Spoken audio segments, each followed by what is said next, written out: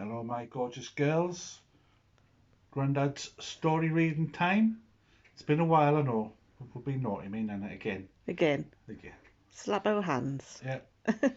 This time, This book is called "My Grandad Is Not Grumpy," because I'm not a grumpy grandad. I'm a Nana. That begs to differ. Yeah. So here we go. My Grandad Is Not Grumpy. Written by Callie Mayer. My grandad isn't grumpy, I'm sure that you will see. And once you read my story, I hope you will agree.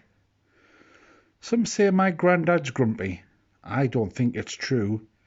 You'd be a little cranky if you lost all your teeth too. I haven't lost all my teeth. Your hair look like that soon now. Yes. And you might even yell if brushing your teeth was the goal. When you find them in the morning, floating in the toilet bowl. Oh no. Who could really blame you for letting out a roar when your favourite t-shirt simply doesn't fit anymore? It's like my t-shirt's at. Wouldn't you feel embarrassed while getting a trim for your hair when the barber uses a magnifying glass and can't find a strand of hair anywhere? Instead, he takes great big scissors to see what he can do with your curly, bushy eyebrows and hair on your ears too. Oh no, I've got them. What are you supposed to do when you really have to go? Grandma took so long in the shower, you rushed and stubbed your toe. That's Auntie Emily in the shower. And wouldn't you feel so frightened in bed when you feel something close? The dog has snuck in beside you. You thought you'd seen a ghost. Yeah, that's Lucy, that one. It is. And sometimes you start to see red when your glasses go missing and you can't remember if they're in the kitchen, bedroom or the den. And you must know how it feels when you get sick with a cold. You can act just like a baby, so grab your teddy to hold. Oh, that's great, Teddy. And who wouldn't be annoyed while trying to have a nap when a ball your grandkid's bouncing ends up in your lap? And wouldn't you get so frustrated when cutting the long nails on your toes? It takes so very long that you're beginning to doze. And you may feel discouraged when playing golf is such a chore that your teammate fell asleep while adding up your score. I bet you get pretty mad when you're looking for something to sweet and someone has decided to help themselves by eating your favourite sweets. That happens very often. That's Auntie Emily.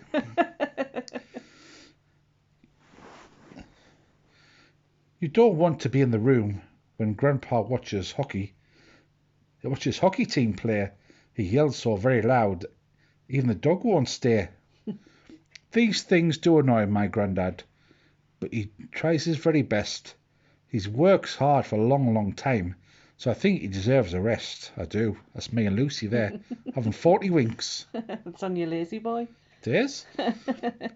Grandad tells me exciting stories. I think they are very cool. They're certainly more exciting than history class at school. Sometimes he takes me for ice cream, and then when we are done, whispers in my ear not to tell my mum. I like to watch movies with Grandad, but soon I don't hear a peep. I look over at his chair and he's fast asleep. Was like Jessica, that one.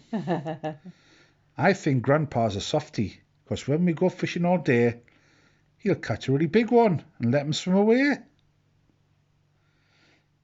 Grandad never misses my soccer games. He sits up high in the stands. He cheers so very loud, he drums at all the fans. And when Grandad looks after me, he takes me to the park. He lets me stay as long as I want, sometimes after dark. Grandad and I pack picnics and go on nice long hikes. When it's summer nights, We go riding on our bikes. Grandpa lets me snuggle on his lap, and he'll give me a horsey ride. He even pretends to look for me when I'm trying to hide.